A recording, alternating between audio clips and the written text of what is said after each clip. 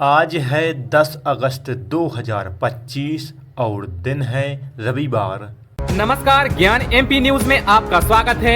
आइए देखते हैं आज दिन भर की मध्य प्रदेश की बड़ी खबरों को। उससे पहले आप वीडियो को लाइक करना ना भूलें और कमेंट में अपने जिले का नाम जरूर बताएं। पेपरलेस ई पंजीयन वाला पहला राज्य बना मध्य प्रदेश। मध्य प्रदेश में ई पंजीयन के लिए शुरू किए गए संपदा 2.0 सॉफ्टवेयर की पहल को वर्ष 2025 का राष्ट्रीय ई गवर्नेंस पुरस्कार में स्वर्ण श्रेणी का सम्मान मिला है। भारत सरकार के प्रशासनिक सुधार एवं लोक शिकायत विभाग द्वारा यह पुरस्कार घोषित किया गया है। यह सम्मान 28वीं national conference on e governance में प्रदान किया जाएगा। घोषणा वरिष्ठ अधिकारियों द्वारा प्रस्तुतिकरण ग्रामीण क्षेत्रों के दौरे एवं पुष्टिकरण की 3 स्तरीय प्रक्रिया के बाद की गई है। बड़ा प्रशासनिक बदलाव, 77 अफसरों का हुआ तबादला। राजधानी भोपाल की पुलिस व्यवस्था को और मजबूत बनाने के लिए भोपाल पुलिस में बड़ा प्रशासनिक बदलाव किया गया है। इस बदलाव के तहत 77 पुलिस कर्मियों के तबादले किए गए हैं। तबादलों की सूची में थाना प्रभारी, निरीक्षक, उप निरीक्षक, प्रधान आरक्षक और आरक्षक शामिल हैं। यह आदेश पुलिस आयुक्त ने गुरुवार को जारी किया। नई सूची के अनुसार पुलिस कर्मियों को अलग अलग थानों, शाखाओं और रक्षित केंद्रों में नई जिम्मेदारी सौंपी गई है। इनमें से कुछ को अपराध शाखा, महिला थाना और यातायात शाखा में भेजा गया है। खास बात यह है कि कई ऐसे पुलिस अधिकारियों जो लंबे समय से एक ही थाने में तैनात थे, उन्हें अब नई जगह जिम्मेदारी दी गई है। फिजिक्स शिक्षक के लिए इंटरव्यू 28 अगस्त को। मध्य प्रदेश के सरकारी कॉलेजों में शिक्षकों के खाली पदों को भरना है। सहायक प्राध्यापक भर्ती परीक्षा 2022 की प्रक्रिया 2.5 साल बाद भी अधूरी है। मध्य प्रदेश लोक सेवा आयोग ने 35 विषयों में सहायक अध्यापक के लिए परीक्षा करवाई थी, जिनमें 1669 पदों के लिए 40,000 से ज्यादा उम्मीदवारों ने आवेदन किए थे। लिखित परीक्षा के परिणाम आने के बाद अभी तक 29 विषयों में इंटरव्यू हो गए हैं। अभी 6 विषयों में चयनित उम्मीदवारों को इंटरव्यू का इंतजार है। अधिकारियों के मुताबिक अगस्त के अंतिम सप्ताह से प्रक्रिया रखी गई है। फिजिक्स, केमिस्ट्री, अर्थशास्त्र, जूलॉजी, राजनीति विज्ञान, समाजशास्त्र विषय में 692 पद हैं। आयोग ने सिर्फ फिजिक्स विषय में इंटरव्यू की तारीख निर्धारित की है। 28 अगस्त से चयनित उम्मीदवारों को साक्षात्कार के लिए बुलाया है, जिसमें 115 पद रहेंगे। यह प्रक्रिया सितंबर तक चलेगी। इस दौरान गणेश चतुर्थी और नवरात्रि जैसे बड़े त्योहार भी हैं। ऐसे में इंटरव्यू में समय लग सकता है, जबकि 5 विषयों के इंटरव्यू की तारीख आयोग ने अभी घोषित नहीं की है। मध्य प्रदेश में 6.70 लाख स्कूली बच्चों ने बीच में छोड़ दी पढ़ाई।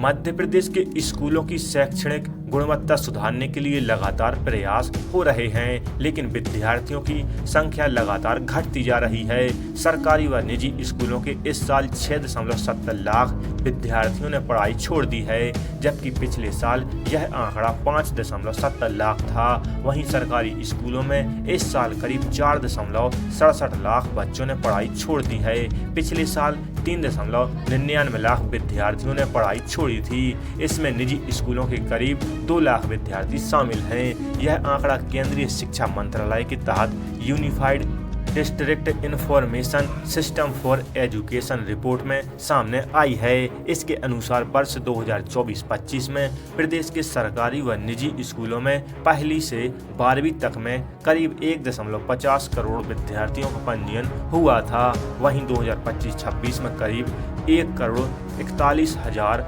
बच्चों का 13 जुलाई तक प्रोसेसिंग पेंडिंग है। इंदौर के प्रसिद्ध खजराना गणेश को शुभ मुहूर्त में बांधी 196 वर्ग फीट की राखी। इंदौर के खजराना गणेश मंदिर में 196 वर्ग फीट की सबसे बड़ी राखी बांधी। इस राखी को कोलकाता के कारीगरों ने तैयार किया है। भक्त जन्माष्टमी तक इस राखी को देख सकेंगे। शुभ मुहूर्त में वैदिक मंत्रोच्चार के बीच इस राखी को खजराना गणेश को बांधा गया।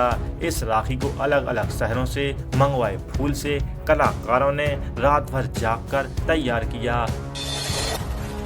इंदौर में पहली बार नवी मुंबई के लिए शुरू होगी उड़ान। इंदौर एयरपोर्ट पर 26 अक्टूबर से 28 मार्च विंटर शेड्यूल लागू होगा। इस दौरान इंदौर को कुछ नए शहरों की एयर कनेक्टिविटी मिलेगी। इंदौर से मुंबई के लिए कई उड़ानें हैं, लेकिन नई उड़ान नवी मुंबई के लिए शुरू होगी। नवी मुंबई में नए इंटरनेशनल एयरपोर्ट तैयार हो रहा है। जल्द ही वहां से उड़ानों का संचालन शुरू होगा। इंदौर से नवी मुंबई जाने वाले यात्रियों को कनेक्टिंग फ्लाइट लेने में इस नए एयरपोर्ट से आसानी होगी। कई अंतर्राष्ट्रीय उड़ानें नवी मुंबई एयरपोर्ट से संचालित होंगी। इंदौर से रीवा के लिए भी उड़ान सेवा शुरू होगी। रीवा के लिए पहली बार इंदौर से उड़ान शुरू होगी। पहले बंद हो चुकी नासिक जम्मू उदयपुर उड़ान भी शुरू हो सकती है। विंटर शेड्यूल के दौरान नई उड़ान शुरू करने के लिए airlines director general of civil aviation के साथ एयरपोर्ट प्रबंधन से भी अनुमति लेना है। नवी मुंबई और रीवा की उड़ान की अनुमति की प्रक्रिया एयरलाइंस कंपनियों ने की है। दोनों नई उड़ानों के लिए दोनों एयरपोर्ट से अनुमति मिल चुकी है। अब कंपनी उड़ानों को शेड्यूल कर उसकी जानकारी एयरपोर्ट को देंगी।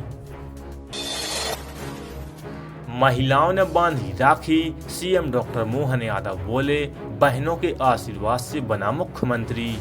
उन्होंने कहा कि लगभग 20 वर्षों से बहनों से राखी बंधवाने की परंपरा लगातार जारी है। बहनों के आशीर्वाद से आज मैं इस मुकाम पर हूँ।